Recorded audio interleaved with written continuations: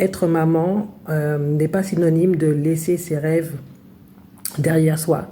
Pas du tout.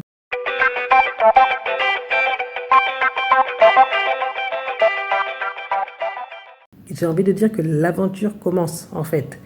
Et que lorsque eh bien, on a l'opportunité de faire certaines choses, il faut prendre les opportunités.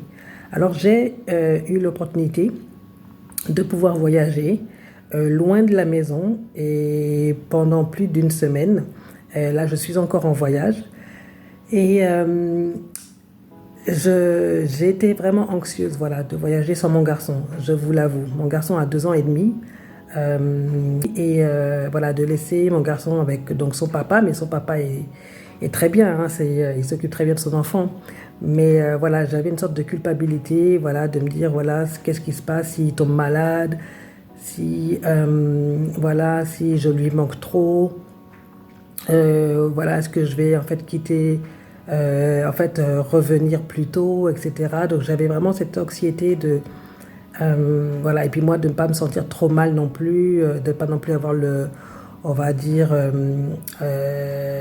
comment on appelle ça, le mal de la maison, là, d'avoir un petit peu, voilà, d'avoir envie de rentrer à la maison, quoi, simplement. Et puis, alors, je suis au 4e jour de mon voyage, non, au 5e jour, je crois, de mon voyage. J'ai encore quelques jours là. Et je vous avoue que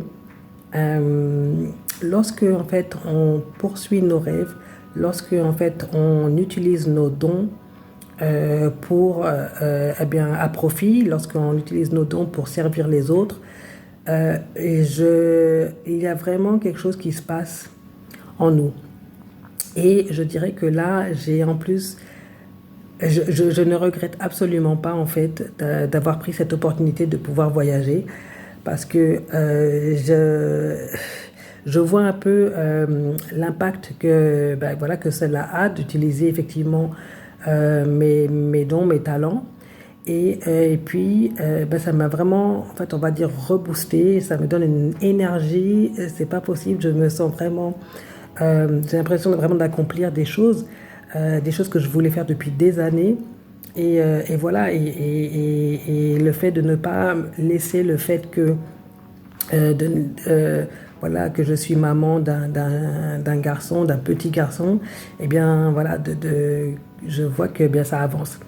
Alors, je peux vous dire, ce qui est marrant, c'est que mon garçon va très bien, il va absolument bien. En fait, je ne lui manque pas tant que ça, je ne lui manque pas. Apparemment, il n'a jamais pleuré.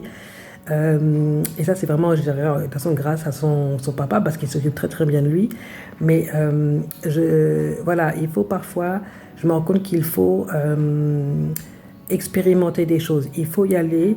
Et lorsqu'on finalement, eh bien, on pousse un petit peu, on y va, et bien on se rend compte qu'en fait tout va bien, la vie continue, en fait le monde continue de tourner, la vie de mon garçon continue voilà, de se passer, il vit sa petite vie tranquille et voilà, donc finalement tout va bien.